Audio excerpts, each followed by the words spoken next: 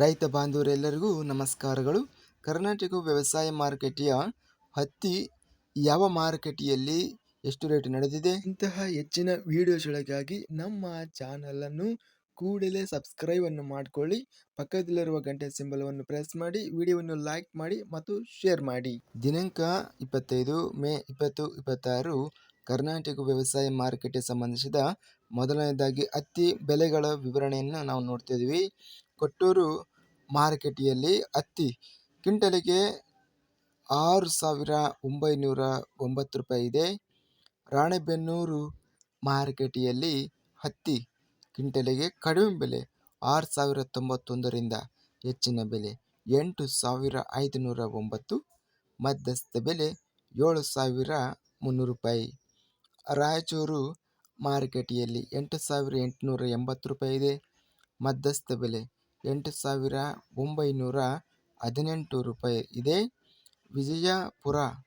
ವಿಜಯಪುರ ಮಾರುಕಟ್ಟೆಯಲ್ಲಿ ಹತ್ತಿ 7,069ರಿಂದ ಹೆಚ್ಚಿನ ಬೆಲೆ 9,900 ರೂಪಾಯಿ ಇದೆ. ಮಧ್ಯಸ್ಥ ಬೆಲೆ 9,365 ರೂಪಾಯಿ ರೇಟಿನದು ನಡೆದಿದೆ. ಮಿರ್ಚಿ ಬೆಲೆಗಳ ವಿವರಣೆ. ಬೆಂಗಳೂರು ಮಾರುಕಟ್ಟೆಯಲ್ಲಿ ನಿನ್ನೆ ಮಿರ್ಚಿ ಒಣಮೆಣಸಿನಕಾಯಿ ಬಂದು ಗುಂಟೂರು ಒಣಮೆಣಸಿನಕಾಯಿ 20,000 ರೂಪಾಯಿಯಿಂದ ಹೆಚ್ಚಿನ ಬೆಲೆ 26,000 ರೂಪಾಯಿ ಇದೆ.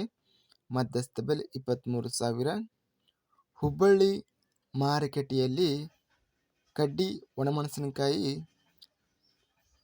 5,650ರಿಂದ ಹೆಚ್ಚಿನ ಬೆಲೆ 42,778 ರೂಪಾಯಿ ಇದೆ.